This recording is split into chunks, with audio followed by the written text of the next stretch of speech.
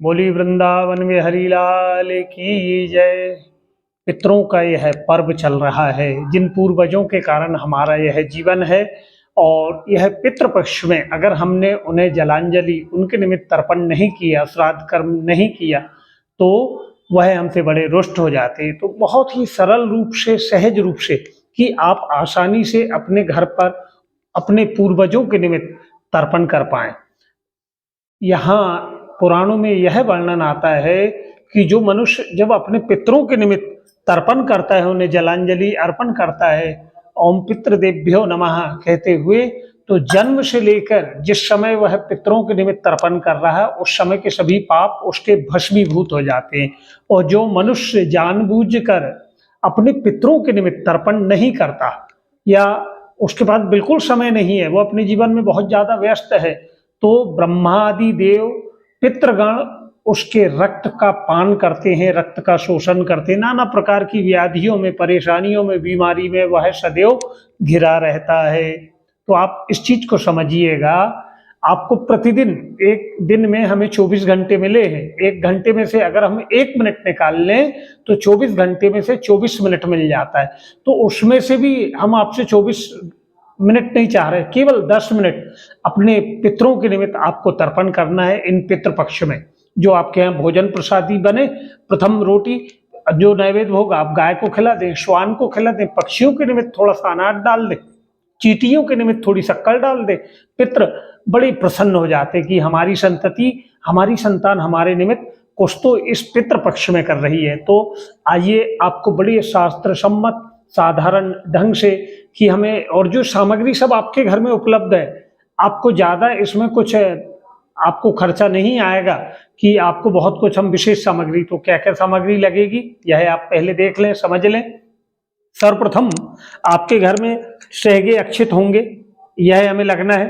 अक्षित के बाद काली तिल, यह भी आपके यहाँ होगी, और जौ, यह भी आपके यहाँ होना है। तुलसी पत्ते, यह भी होंगे। सफेद फूल अगर मिल जाए तो बड़ी उत्तम बात, पितृ सफेद पुष्पों से बड़े प्रसन्न होते हैं, ना हो तो फिर जो पुष्प आपको मिल जाए। चंदन, चंदन भी सफेद चंदन ना हो तो आप पीला चंदन भी प्रयोग कर सकते हैं। गंगा जल हो या कहीं तीर्थों का जल हो या नर्मदा जल हो तो बड़ी उत्तम बात। ये इतनी सामग्री आपको लगना है। और थोड़ा सा गाय का कच्चा दूध, ये उबला हुआ नहीं होना चाहिए। अब एक तांबे का लोटा अगर आप प्रयोग करते हैं तो इस लोटे में जब हम दूध मिश्रित जल से हम तर्पण नहीं कर सकते, उसके लिए हमें पीतल का या कांसे का या चांदी का आपको लोटा लेना रहेगा। तांबे में अगर दूध मिश्रित करते हैं तो वह अपवित्र हो जाता है। तो और कुशा, 3 कुशा हमें लगेगी, यह आप देख रहे हैं। इसी की हमें चट भी बनाना रहेगा। यहाँ पर हम इसे बांधेंगे, यहाँ बांधेंगे, और इसी के द्वारा पूजन अर्चन होगा। एक पात्र में आपको जल भर लेना है साफ सुथरा। अब जिस पात्र में आपको तर्पण करना है, तो यह आप देख पा रहे हैं कांसे की थाली है। मान लो यह कांसे की नहीं होती, स्टील की होती, तो हम इसमें एक दूसरी थाली रख लेते, पीतल की या कांसे वाली। तो फिर यह कोई चांदी की आपके पास कटोरी हो तो उस कटोरी को भी आप रख सकते हैं, या फिर ऐसी कोई परात हो आपके यहाँ पीतल की, कोपर हो, तो उसका भी आप प्रयोग करें। और बड़े भाव से आपको अपने पितरों के निमित्त यह तर्पण करना रहेगा। और सर्वप्रथम आपके लिए कुशा का आसन होना, आप देख पा रहे हैं हम एक कुशा के आसन पर बैठे हैं। कुशा के आसन पर आपको बैठना है, पृथ्वी मैया को प्रणाम करके बैठना है। माथे पर आपको तिलक लगा लेना है, शिखा बंधन, अगर आप शिखा रखते हैं तो शिखा को आप बांध लें। और अब सर्वप्रथम हमें यह जल तैयार करना रहेगा, और जल तैयार करने के लिए उसमें सर्वप्रथम हमें क्या डालना होगा, पहले तो एक कोसा उस पात्र में हमें डाल लेना है। कोसा डालने के बाद हम उसमें गाय का कच्चा दूध मिला लेंगे, यह दूध हो गया। अगर आपके पास दूध ना हो तो केवल आप जल से ही तर्पण करें। तत्पश्चात तुलसी की पत्तियां, तुलसी की पत्ती हमें रविवार के दिन नहीं तोड़ना है, एकादशी के दिन भी नहीं तोड़ना है, द्वादशी के दिन भी, और पूर्व में ही आप तोड़कर रख लें। तुलसी पत्र के बाद में इसमें आप गंगा जल या नर्मदा जल जो हो वह आप डाल लें। तत्पश्चात इसमें आपको सफेद चंदन मिलाना है। सफेद चंदन ना हो तो आप पीला चंदन भी प्रयोग कर सकते हैं, अष्टगंध भी प्रयोग कर सकते हैं और यह बाजार में बड़ी सहजता से आपको सफ़ेद चंदन प्राप्त हो जाता है। फिर इसमें आप फूल डाल लें बड़े भाव के साथ। फूल डालने के बाद आपको क्या करना रहेगा, अब यह आपका तर्पण का जल तैयार हो गया, लेकिन अभी इसमें आपको चावल या तिल या जौ अभी बिल्कुल नहीं मिलाना है।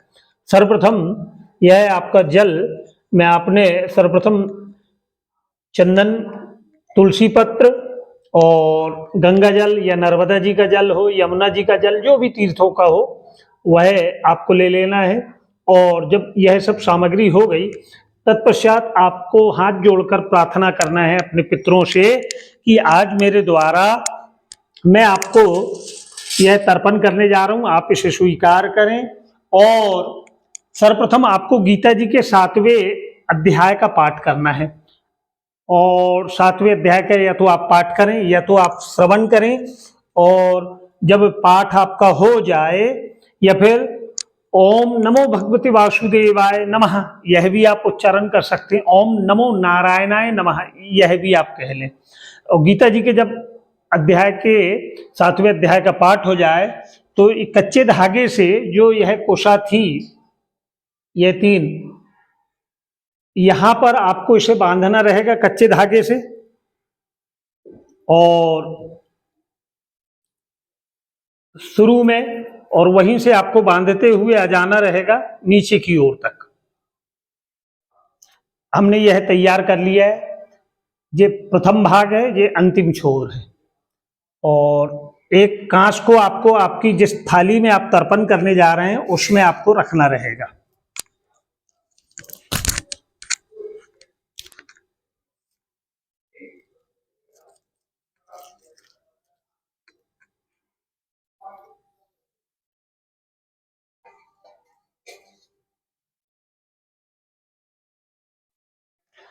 अब प्रथम देवताओं को हमें तर्पण देना रहेगा। तो देवताओं के निमित्त हम जो तर्पण देंगे उसके पूर्व में हाथ जोड़कर प्रार्थना करेंगे और पूरब मुख होके हमें देवताओं को तर्पण देना रहेगा। देवताभ्य पितृभ्यश्च महायोग्यभ्य च नमः स्वाहा स्वधाय नित्यमेव नमो नमः। देवताभ्य पितृभ्यश्च महायोग्यभ्य एव च नमः स्वाहे स्वधाये नित्यमेव नमो नमः। 3 बार यह मंत्र हम कहेंगे। देवताभ्य पितृभ्यश्च महायोग्यभ्य एव च नमः स्वाहे स्वधाये नित्यमेव नमो नमः। पूर्व मुख में देवताओं के निमित्त एवं ऋषि के निमित्त हमें तर्पण करना रहेगा। तो यह जो कुशा है इसका अग्रभाग से हमें देवताओं को तर्पण देना है। तो देवताओं के निमित्त जब हम हमारे इस पात्र से हमने 1 लोटा जल ले लिया, अब 1 लोटा जल ले लिया, इसमें हमें देवताओं के निमित्त इसमें अक्षित डालना रहेगा। क्या डालना है? सहगे वाले चावल अक्षित। यह देवताओं के निमित्त तर्पण का जल हमारे इस पात्र में तैयार है। और देवताओं से हम पूर्व मुख होकर, अगर आप जनोई धारण करते हैं तो वह आपकी जनोई बाएं से दाएं की ओर सीधी ही रहेगी और त्रिकुश को ऐसे आपको रखना है, ऐसे अंगूठे से दबा लेना है और प्रार्थना करना है, हे समस्त देवगणों, मेरे द्वारा दिए हुए इस जल को आप स्वीकार करें, आप इससे तृप्त हों, आप इससे तृप्त हों। ऐसा आपको 3 बार कहना है कि हे समस्त देवगणों, आप मेरे दिए हुए इस जल से तृप्त हों। अब इसके बाद पूरब मुख ही आपको ऋषिगणों को, समस्त ऋषिगणों को आपको पुनः जल देना है और जल में हमें अक्षित ही मिलाना रहेगा। अक्षित के अलावा हमें कुछ नहीं मिलाना है भी। हे समस्त दिव्य ऋषिगणों, आप मेरे द्वारा दिए गए इस जल से आप तृप्त हो, आप तृप्त हो, आप तृप्त हो। ऐसा हमें देवताओं को और ऋषियों को पहले यह जल अर्पण कर देना है। अब इसके पश्चात हमारे द्वारा दिव्य मनुष्यों का हमें तर्पण करना है। तो यह जो त्रिकुश है, जो चट है, इसे हमें ऐसे मोड़ लेंगे यू की आकृति में। अब इस भाग से हमें उन्हें जल देना है। तो हमें ऐसे सीधे हाथ में रखना, उसके पहले हम जल तैयार कर लें। जल में हमें इनको उत्तरमुख होना होगा और जौ डालना रहेगा। दिव्य मनुष्य तर्पण के लिए हमने जल में जौ डाल लिया और ऐसे ऐसे रख लेना है। और इधर की ओर आपका मुंह, अभी मैं आपके लिए बताने के लिए यह वीडियो बना रहा हूं, आपको उत्तर की ओर आपका मुंह रहेगा और त्रिकुश को आपको मोड़ना है और कहना है कि हे समस्त दिव्य मनुष्य गणों, आप मेरे दिए हुए इस जल से आप तृप्त हो, ऐसे कहते हुए आपको जल छोड़ना है। तो इस भाग से जल, आप देखेंगे वीडियो में, यहां से उन्हें जल प्राप्त होगा। 3 बार आपको कहना है। इसके पश्चात आपको अपने पितरों के निमित्त आपको यह जल हमने पुनः हमारे लोटे में भर लिए। अब पितरों के निमित्त हमने इसमें काली तिल डालना रहेगा। पितरों के निमित्त हमने इसमें काली तिल डाल ली और हमें दक्षिण की ओर मुख करना रहेगा।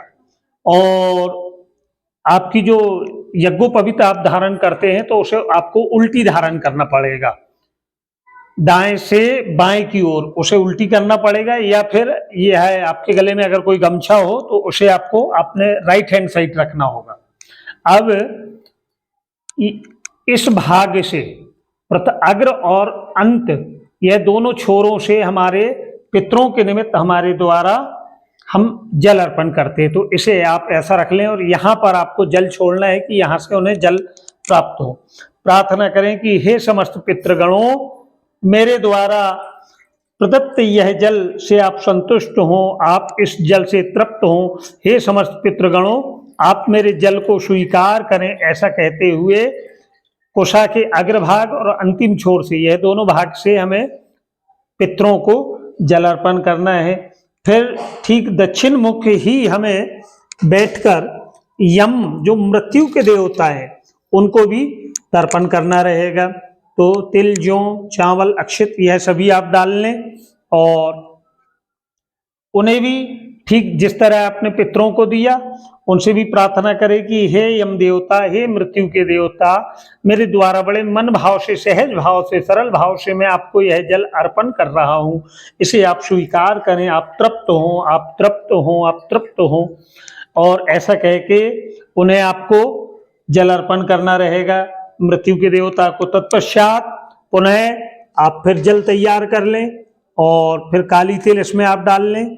काली तिल डालने के बाद अपने पिता के गोत्र के जो परम धाम चले गए हैं, उनका स्मरण करते हुए अपने दादा, परदादा, चाचा, चाची, परदादी, जो भी है परिवारजन, उनके निमित्त कि आपको मैं यह जल अर्पण कर रहा हूँ। पहले दादा के निमित्त, फिर परदादा के निमित्त, कि आप इस जल से तृप्त हो, उनका मन में स्मरण करते हुए। पिता के पक्ष के बाद में फिर माता के पक्ष ननिहाल, आपके नाना, नानी, परनाना, इनके निमित्त भी आप जल अर्पण कर सकते हैं। फिर और भी जिनके निमित्त आप यह तर्पण करना चाहें, जो परिवारजन, इष्ट मित्र हो, तो उनका नाम गोत्र बोल के आप दक्षिण मुख होकर आप यह जल अर्पण कर सकते हैं। फिर इसके बाद आपको फिर से पुनः पूर्वमुखी होना है।